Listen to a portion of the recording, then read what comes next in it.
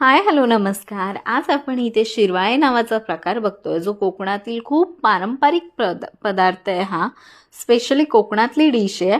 इथे मी तांदळाचं पीठ घेतलं आहे. तांदळाच्या पिठामध्ये तुम्ही गरम उकळतं पाणी घ्यायचं आहे, त्याच्यामध्ये थोडंसं तेल आणि मीठ टाकायचं आहे. तेल आणि मीठ टाकल्यानंतर आपण जसं मुतकाला हे पीठ मळतो तसं आपल्याला हे मळायचं आहे. मी इथं उकड काढून ॲक्च्युली हे मळायचं आहे.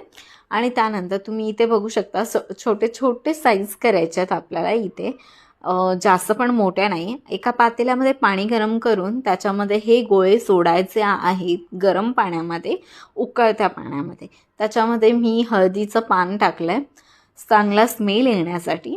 आणि ह्यानंतर बघू शकता, कोकणामध्ये ह्याचा एक वेगळा साचा असतो. तो हा साचा नाही आहे माझ्याकडे आता अवेलेबल, म्हणून मी चकलीचा साचा यूज करते. पण इथे आपल्याला बारीक जाळी घ्यायची आहे आणि जे पातेल्यामध्ये जे आपण उकड जी ठेवली आहे, गोळे ठेवले आहेत, ते आपण ह्याच्यामध्ये टाकायचं आहे. गॅस बंद करायचा नाही, ते तसंच चालू असलं पाहिजे.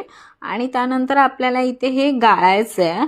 जसं आपण साच्यामध्ये चकली कशा गाळतो तसंच, आपल्या शेव कसा गाळतो तसंच आपल्याला हे गाळायचं आहे. अशा पद्धतीत आपल्याला वन साईडच गाळायचं आहे, कुठे असं गोल वगैरे आपल्याला करायचं नाही आहे.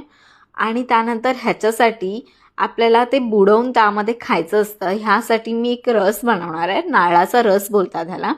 इथे मी जिरं घेतलं आहे, खोबरं घेतलं आहे, त्याच्यामध्ये थोडीशी हळद आणि वेलची पूड वगैरे टाकू शकता. आणि इथे मी गूळ घेतला आहे, तुम्ही साखरही घालू शकता.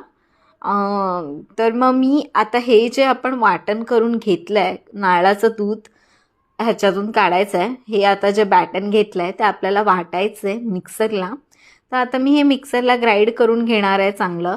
ह्याच्यामध्ये थोडंसं पाणी ॲड करणार आहे, जास्तही पाणी ॲड करायची गरज नाही आहे ह्याच्यामध्ये. आणि ह्या पद्धतीमध्ये मी हे ग्राइंड केलं आहे. ग्राइंड केल्यानंतर एका चाळणमध्ये आपल्याला हे गाळून घ्यायचं आहे. ह्याच्यामध्ये कोणतंही पाणी ॲड करायचं नाही आहे.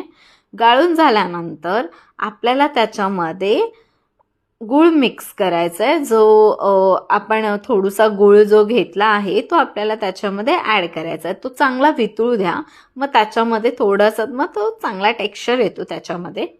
अशा पद्धतीमध्ये आपण बघू शकतो की हा शिरवाळे नावाचा प्रकार सॉल्व झाला आहे. आणि यम्मी लागतो. तुम्ही एकदा नक्कीच ट्राय करा. आणि ह्याला मुंबई टाईपमध्ये गावचे नूडल्स बोलतो आम्ही ह्याला. नक्की ट्राय करा तुम्ही.